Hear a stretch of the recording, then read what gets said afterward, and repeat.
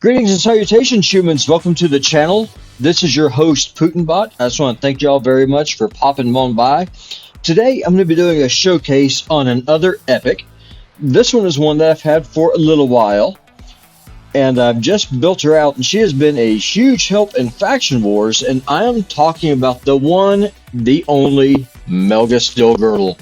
So without any further ado, let's go on into it, and I will show y'all how I've got her built out.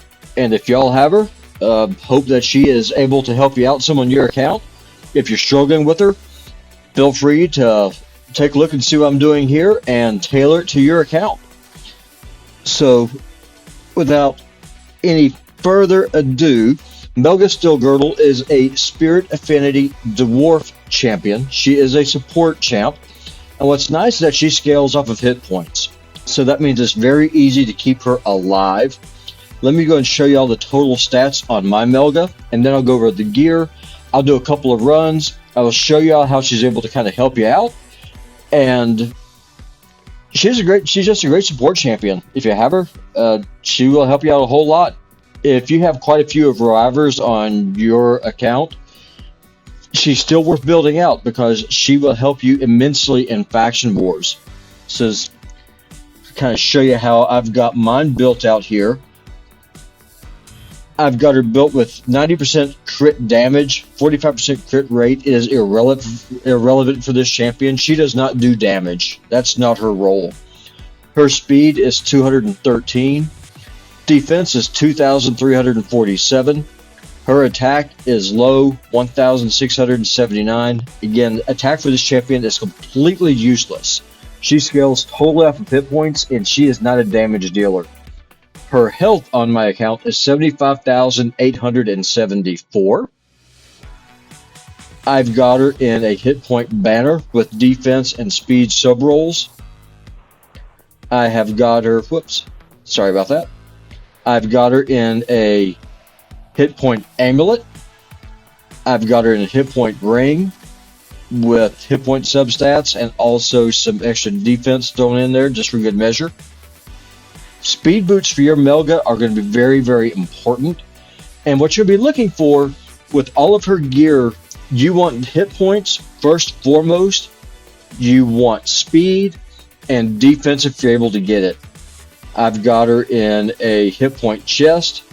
And again, as you can see, I've got the defense sub rolls on it. I've got her hit point gauntlets with speed. I have got her in a shield with a really nice defense roll on it, as well as more hit points. This helmet has got a couple of good speed rolls on it. The attack is unfortunate. I'd much rather that to be defense, but hey, it is what it is. You work with what you got. And then for the weapon, I've got speed on it. Again, crit rate is there, but she doesn't need it.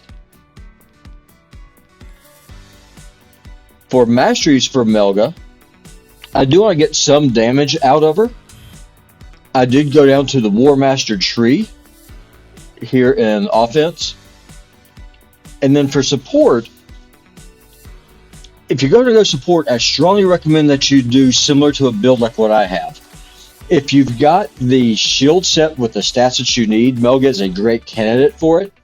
However, I strongly recommend that you prioritize stats over sets. Stats are always going to be king. And then for masteries, again, as you can see, I've got her going out support. I went down to Spirit Haste just to get increased speed for each dead ally. Stacks up to 24, which is really nice. Lasting Gifts, and we'll go over her kit here in just a moment. It extends the duration of any buff cast by this champion by 1 turn. I've got Healing Savior, increases the value of shields. Rapid Response has a 30% chance of increasing turn meter when a buff cast by this champion is removed or expires. And she casts a lot of buffs, so you do get quite a bit of turn meter. I went with Cycle of Magic, just to get a chance of getting her skills back from cooldown. And I went with Merciful Aid to increase the amount of healing and the value of shield buffs placed by this champion by 15% if the ally is stunned or CC'd in some way. Now let me go over her kit. Now, Melga, she doesn't do any direct heals like Apothecary. She heals entirely off of heal over time abilities. Her aura increases ally HP in all battles by 15%. Glorious Return revives 2 random allies with 20% HP and 20% turn meter.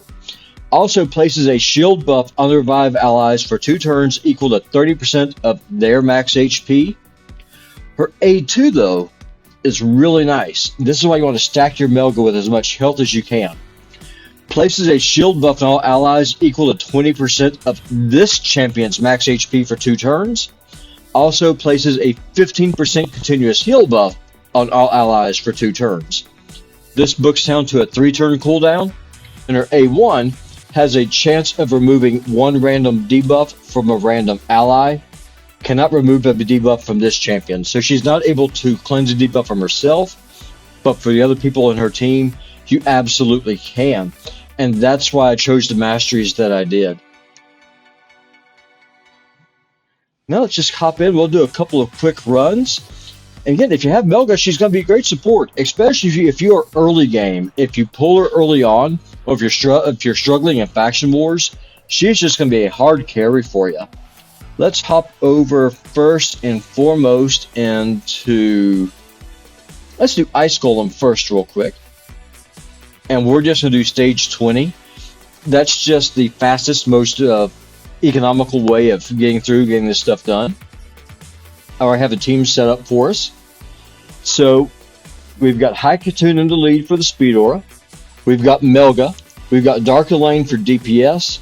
We've got Skyle for passive healing. And we have Tayrail for the defense down. And what's nice is that this team is very accessible. We've got Melga, of course, who is the showcase for this particular video. Haikatoon is a daily login reward.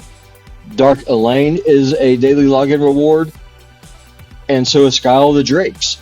The only 2 champions that you got to really pull the shards on this team is going to be Tayrail and Melga. And if you're watching this, I'm going to assume that you already have Melga. So without any further ado, let's hop into it, and I'll show you all what she's able to do.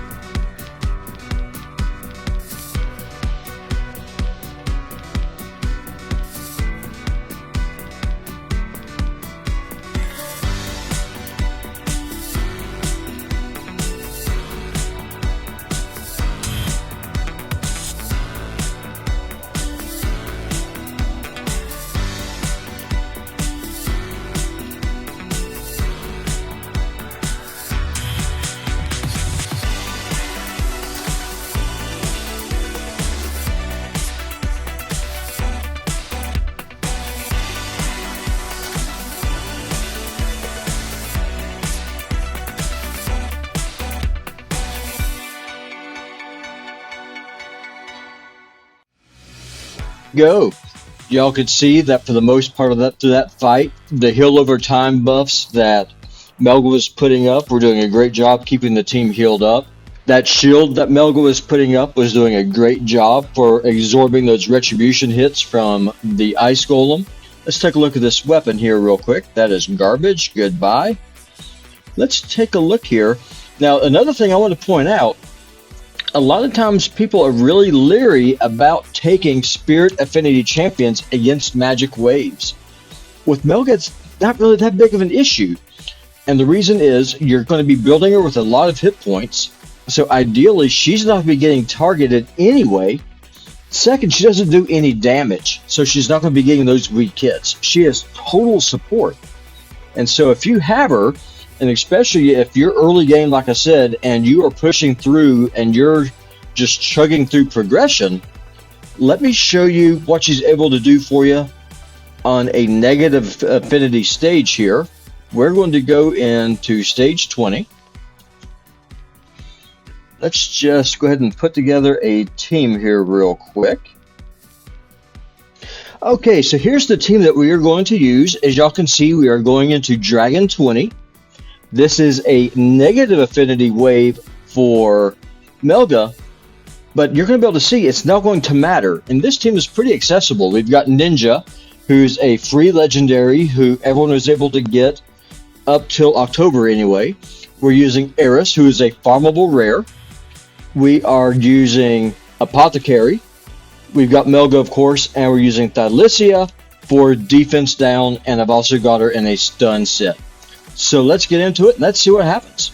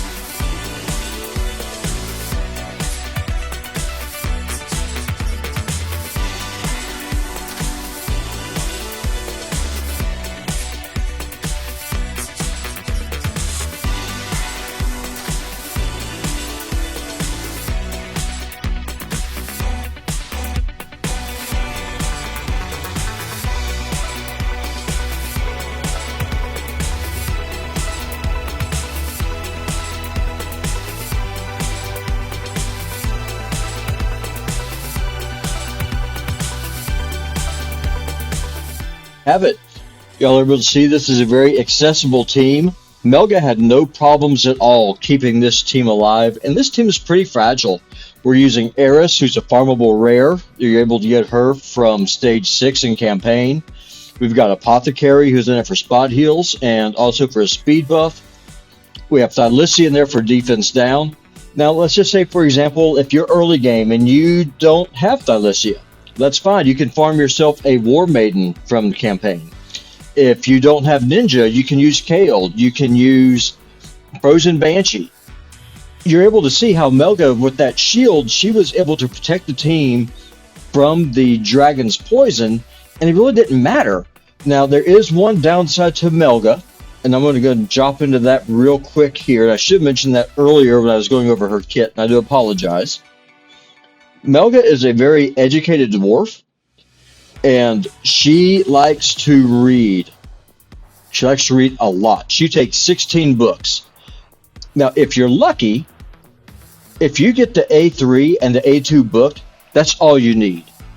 If you do get to A1 booked, so much the better. Anytime you have a chance of removing a debuff from slapping somebody, that's always going to be a win.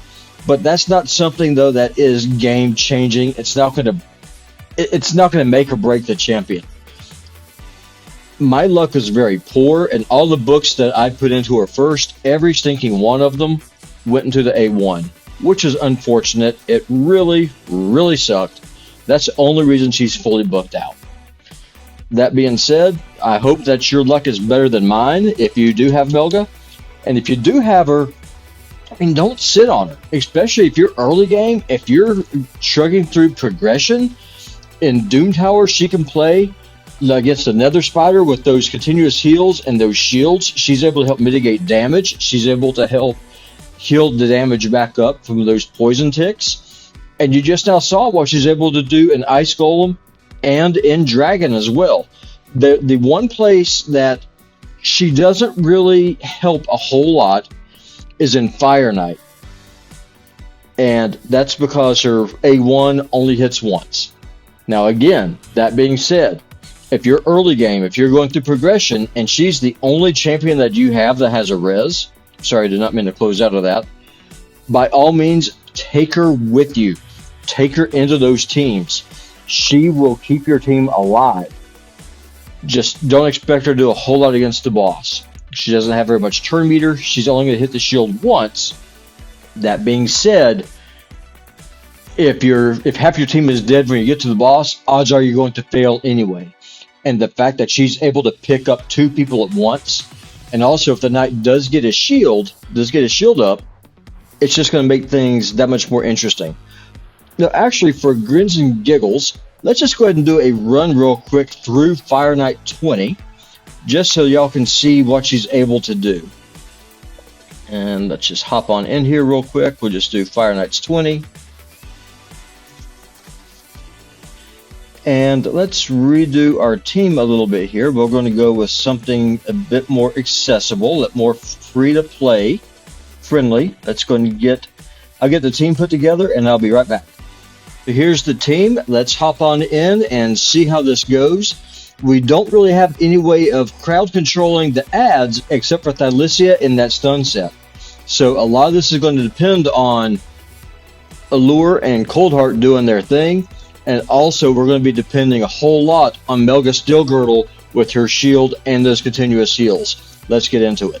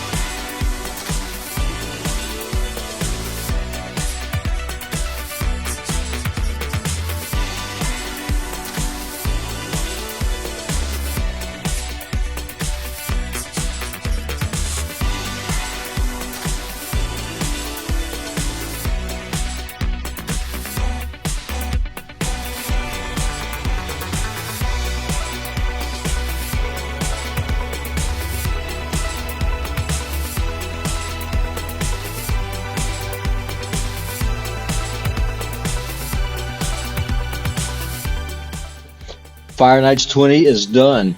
And as you're able to see, Melga did a great job on the waves. She's the one who kept Apothecary alive when he got really low there on that first wave. But even if he had gone down, it wouldn't have mattered, because she would be able to have picked him right back up. The good thing about it, though, is that that was not even necessary. She was able to get those heal over times spells up. She was able to get that shield up. That gave Apothecary enough time to heal himself up. And it just worked out really well. Let's take a look at these. Those are trash. Goodbye. And folks, do believe this concludes the video. I mean, Melga is pretty simple to build. What you want to do is that you want to build her with as much health as you can. You want to build her quick. You want to give her some defense. And you just want to let her do her thing. Like I said, the one bad thing about her is that she likes to read. And that is unfortunate. A lot of the new champions that Polarium has released over this last 8 months or so, they're pretty book intensive, and that is unfortunate. And Melga is one of those champions. She's like Sachi.